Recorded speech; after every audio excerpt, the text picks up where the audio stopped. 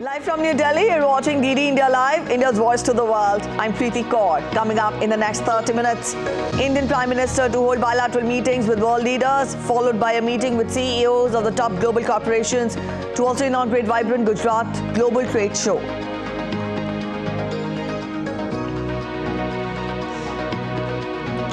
India's Defence Minister Rajnath Singh arrives in the United Kingdom to discuss defence, security and industrial cooperation with his UK counterpart.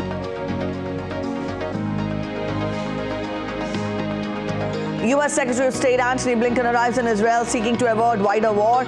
Israeli military says war to continue through 2024 as it locates large underground weapons factory in Gaza. And in the women's cricket, India will take on Australia in the series decider today at Navi Mumbai.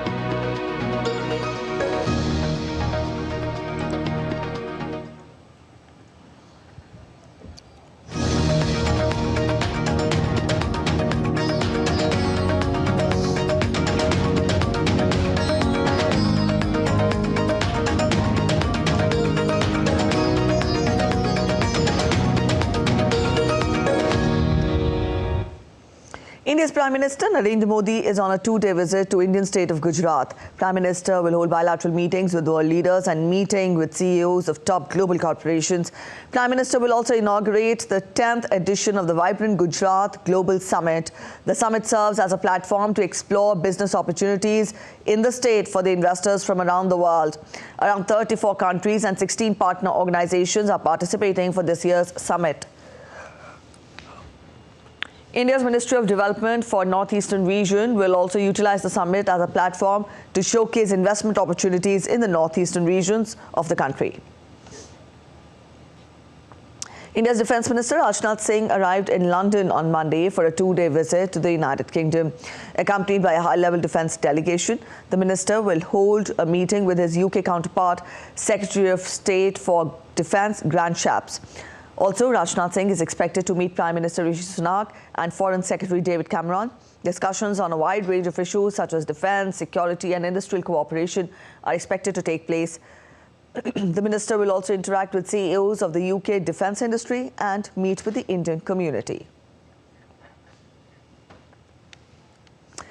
Indian Prime Minister Narendra Modi's recent visit to Lakshadweep seems to have raised the stock of India's smallest union territory among people across the country.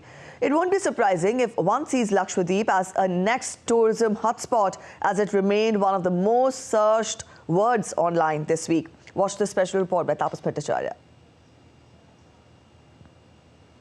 Lakshadweep emerges as a picturesque paradise offering Indians a more affordable and equally enchanting alternative. As travelers set their sights on this untouched gem, the ripple effect on Maldives tourism becomes palpable. Will Lakshadweep steal the spotlight, redirecting the course of Indian travel preference? Let's watch this special report.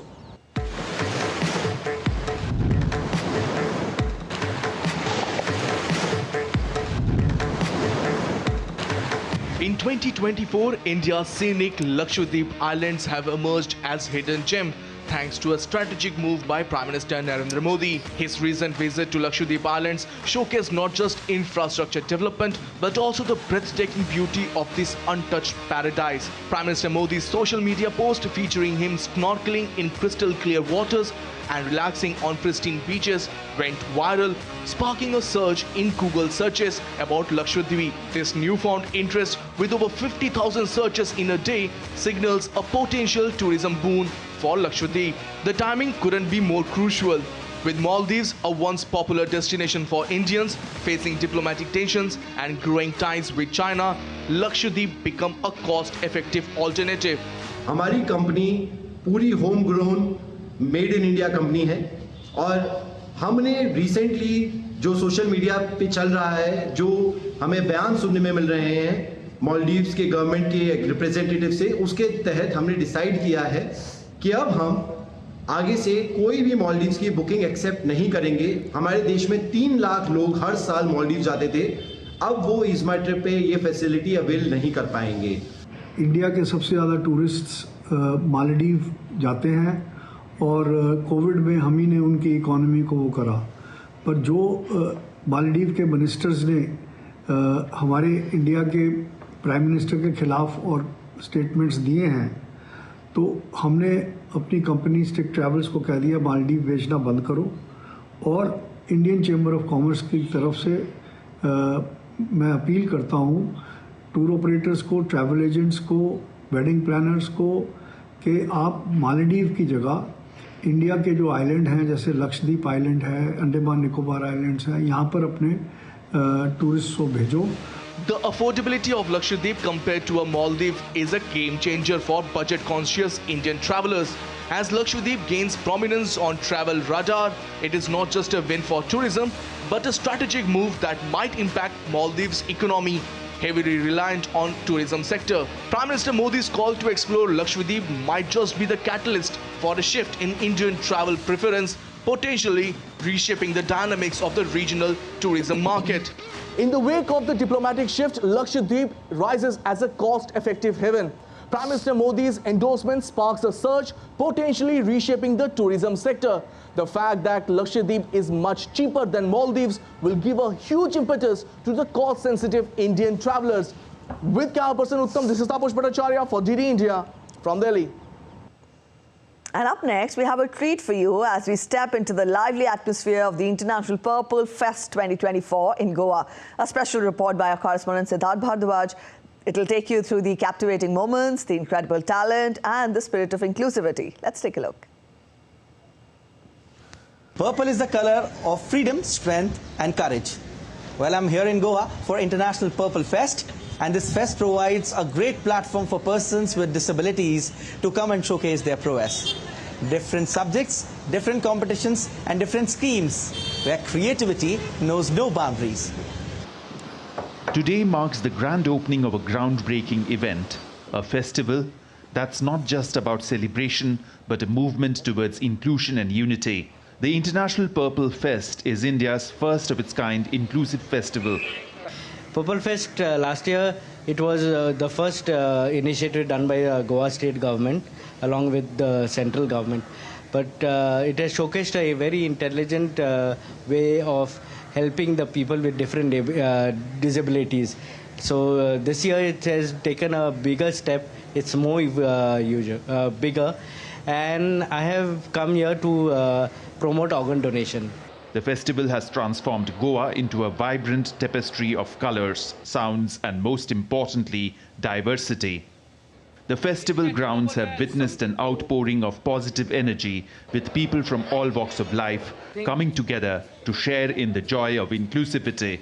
We are part of the National Center for Assistive Health Technologies at IIT Madras. We are one of the partners and exhibitors at Purple Fest. We design and develop assistive technologies. We also have an experience center where users can come and experience the potential of assistive technologies at IIT Madras. As you are aware that various stakeholders are coming here and demonstrating the work they are doing for the empowerment of persons with disabilities. Similarly, Union Bank of India, we are there as a partner, and we are demonstrating the inclusive and accessible banking services that we are showcasing for persons with disabilities. The crowd is not just here to witness, they are here to be a part of history, to contribute to a movement that aims to redefine societal perceptions. Well, it's just the beginning of this dynamic festival, and a lot more is yet to come. Remember, this is not just a festival, but a celebration of boundless possibilities. With camera person Shubham Sharma, this is Siddharth Bhardwaj reporting for DD India in Goa. Amid the ongoing row between India and Maldives over comments by Maldivian ministers, several Maldivian organizations have called for positive relations between the two countries while terming the posts and comments as irresponsible.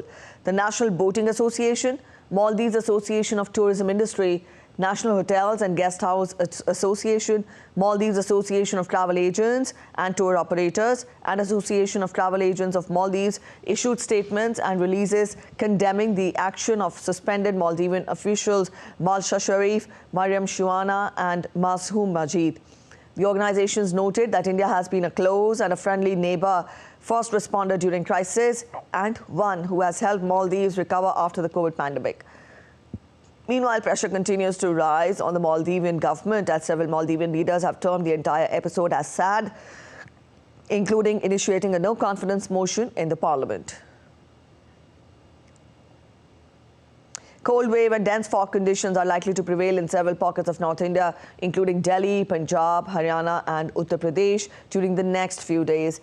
Indian Meteorological Department said that cold day to severe cold day conditions will prevail till Tuesday and decrease thereafter.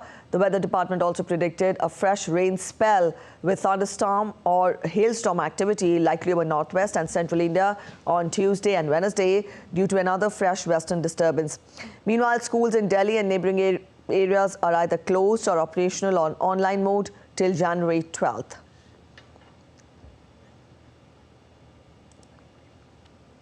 In a first, India is set to chair and host UNESCO's World Heritage Committee in New Delhi from 21st to 31st July. The World Heritage Committee meets once a year and consists of representatives from 21 of the state's parties to the convention elected by their General Assembly. A quick look at other stories making it to the headlines from across India. An economic research report by State Bank of India reveals that the income inequality in India has been reduced substantially between the financial years 2013 to 14 and 2021 to 22. The report highlights that the 36.3% of taxpayers have moved from lower income to higher income tax bracket, resulting in 21.3% additional income. Also, the income disparity of people earning less than 350,000 Indian rupees has also declined from 31.8% to 15.8%.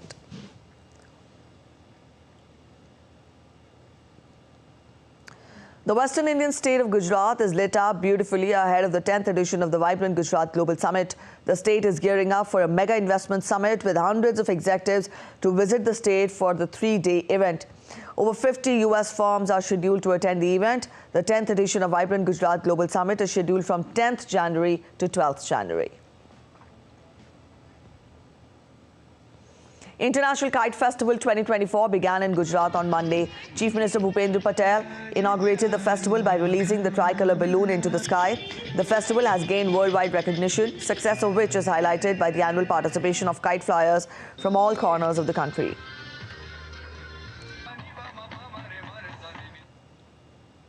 The Indian city of Ayodhya is all decked up with solar lights ahead of Lord Ram Temple consecration ceremony, taking forward the vision to expand the use of renewable energy sources as far as feasible in the temple town.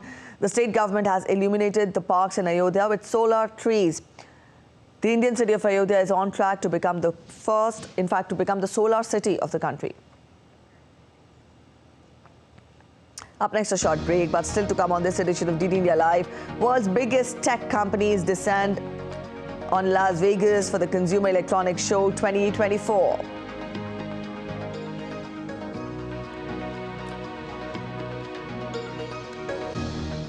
Bhutan votes in the final round of national elections to elect a new parliament that will form the Himalayan Kingdom's fourth government. And Indian women's wheelchair basketball team gears up for the 2024 Asia Oceania Championship starting from January 12th in Bangkok.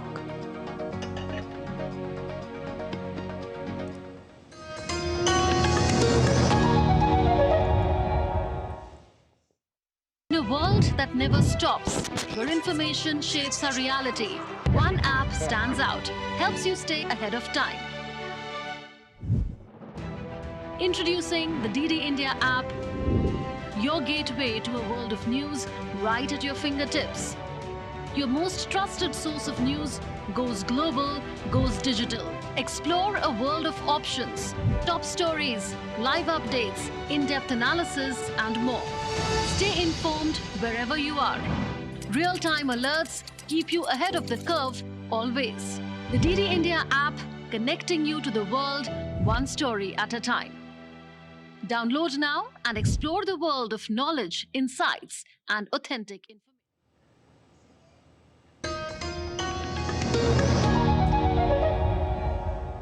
Welcome back after the break. You're watching DD India Live and I'm Preeti. Let's get to international updates now. US Secretary of State Antony Blinken is due to meet Israeli leaders on Tuesday in a bid to prevent conflict in Gaza spreading from further.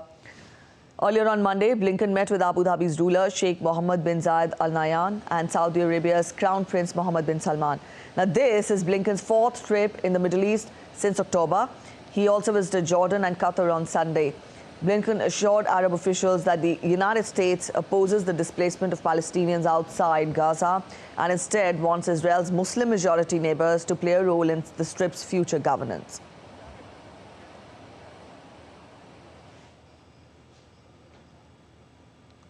Saudi Arabian Crown Prince Mohammed bin Salman stressed on the importance of stopping the military operations in Gaza and forming a path for peace in his meeting with Blinken on Monday.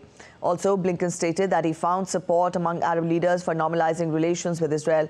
All this is happening when Israeli officials said that they're entering a new phase of more targeted warfare.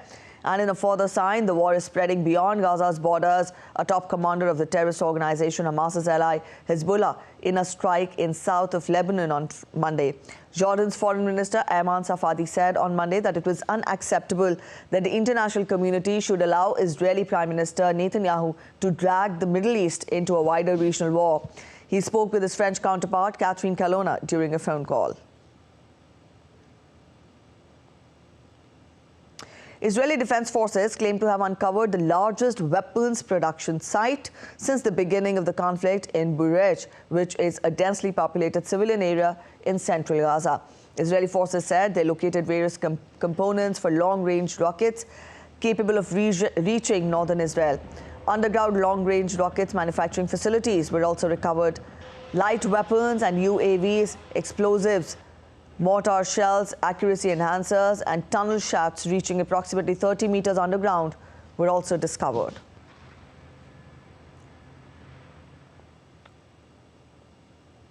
Let's turn focus to Russia-Ukraine war now. The regional governor of Belgorod, Vyacheslav Gladkov, said that Russian air defense units downed 10 air targets approaching the city of Belgorod near Ukrainian borders on Monday. Now, 3 residents were injured in the shelling.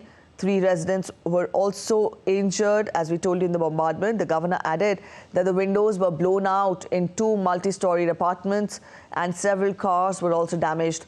Attacks from Ukraine have targeted Belgorod in the last few weeks. Earlier, 25 civilians, including 5 children, were murdered by a missile and a drone attack last month.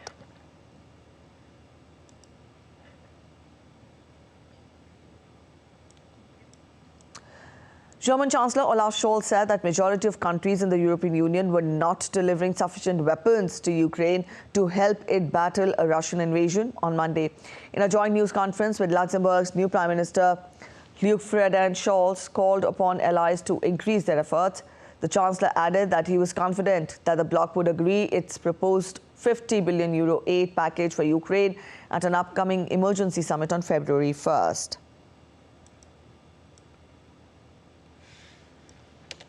As important as Germany's contribution is, it alone will not be enough to guarantee Ukraine's security in the long term. I therefore call on our allies in the European Union to also step up their efforts in favor of Ukraine. In any case, the arms deliveries for Ukraine planned by the majority of the EU member states to date are too small. By the European Council on February 1, at least the latest, we need as precise an overview as possible of what concrete contribution our European partners will make to support Ukraine this year. Ukrainian truckers remained stranded at the Polish border on Monday, facing freezing temperatures, waiting to re-enter the country. A 12 kilometers line stretched from the Rebin border crossing point with no end to the crisis in sight. Polish truck drivers have been blocking several crossings with Ukraine since November 6th. They are demanding that the European Union reinstate a system whereby Ukrainian companies obtain permits to operate in the bloc.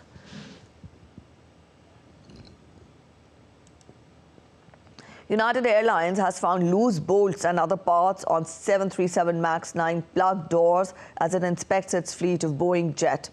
Boeing shares plunged to close 8% lower after the Federal Aviation Administration on Saturday grounded dozens of 737 MAX 9s after the panel blew out mid-flight on the Alaska Flight 1282. Wall Street analysts on Monday viewed the accident as a temporary setback to Boeing, but some took a dim view of the incident as another in a series of quality problems related to the 737 MAX family of the aircraft. An explosion at the Sandman Hotel in downtown Fort Worth, Texas, left 11 people injured. Video footage from the scene showed rubble in a Fort Worth street between the two buildings. Out of those injured, one person was critical, two were serious, and the rest were with minor injuries. One person was unaccounted for after the search of the scene, the Fort Worth Fire Department said. Officials said no details of the cause of the blast have been established, but a family reunification area had been established in the Sundance Square pedestrian district.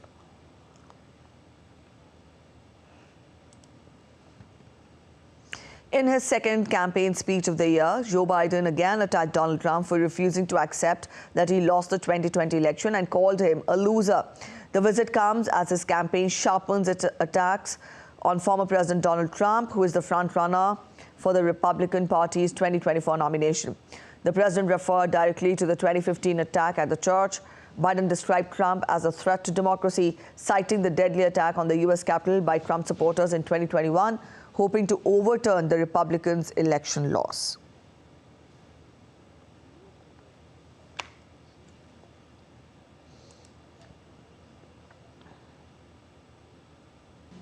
And losers are taught to concede when they lose.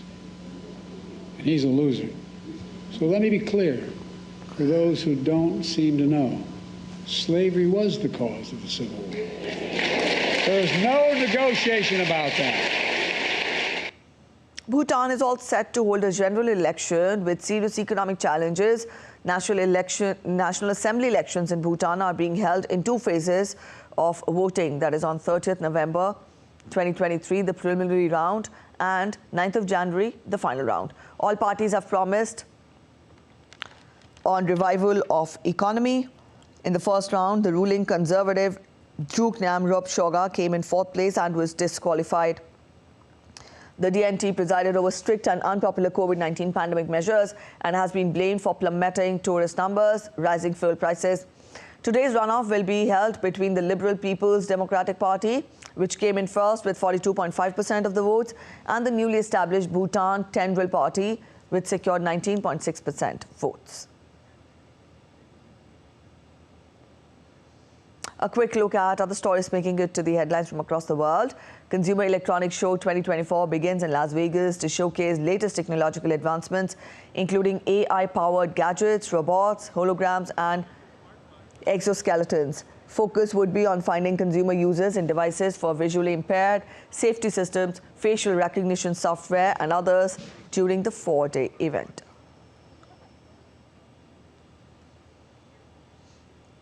The UN's International Atomic Energy Agency and the Argentine Antarctic Institute are conducting a joint investigation into the amount of microplastics in the Antarctic using nuclear science. The study will analyze samples from penguin guano, sediment, and seabed water at Argentina's Carolini Base and Monaco Research Center. Jonathan Majors, a rising Hollywood star, was dropped by Disney's Marvel after being found guilty of assaulting his ex-girlfriend, Grace Jabari. Majors admitted in his first televised remarks that he should not have been in the car with Jabari. He is set to be sentenced on February 6th. Franz Beckenbauer, a renowned German soccer player, passed away at the age of 78. He captained Germany to the World Cup victory in 1974 and won the tournament again as the manager in 1990. Beckenbauer was a classy and dominant presence for West Germany and Bayern Munich in the 1960s and 1970s. In women's cricket, India will take on Australia in the third and final T20 at the D.Y. Patil Stadium in Navi Mumbai today. With a three-match affair levelled at one each, Harmanpreet Kaur's side has a chance to beat the reigning world champions Australia in their own den and kick off the 2024 T20 International World Cup year in style. India have only one series win to show against Australia's 4 in their 5-series bilateral T20 international history. Their triumph in an away affair in 2015-16 sits atop in the first of the achievements for the side. India were on a roll in the first game and thrashed Australia by a record margin of 9 wickets, but their batsmen cut a sorry figure in the second T20 international, suffering a 6-wicket loss. India's National Sports Awards 2023 will be given today at a special ceremony set to take place at Rashtrapati Bhavan. Indian President Draupadi Murmu will felicitate the athletes. Now, these awards recognize outstanding performances and commend the unwavering commitment of individuals and teams. Major Dhyan Chand Khel Ratna Award will be presented to the outstanding duo of Chirag Chandrasekhar Shetty and Ranki Reddy Satvik Sairaj, acknowledging their unparalleled contributions. A total of 26 exceptional sport personalities will receive the esteemed Arjuna Awards, honouring their sporting prowess, leadership and discipline exhibited consistently over the last 4 years. And in a heartening display of determination, the Indian women's wheelchair basketball team is gearing up for the 2024 Asia Oceania Championship to take place from 12th to 20th of January in Bangkok. Overcoming their disabilities, these players turn sweat into pride, aiming to secure a historic spot in the Para 2024 Paralympic Games. That's it in this edition of DD India Live, but let us know your thoughts on the news of the day. You can connect with us on Facebook, X and also Instagram. We'll be back with more news as it breaks here on DD India. I'm Preeti Kaur signing off, and from all of us here in Delhi, thanks for watching DD India Live.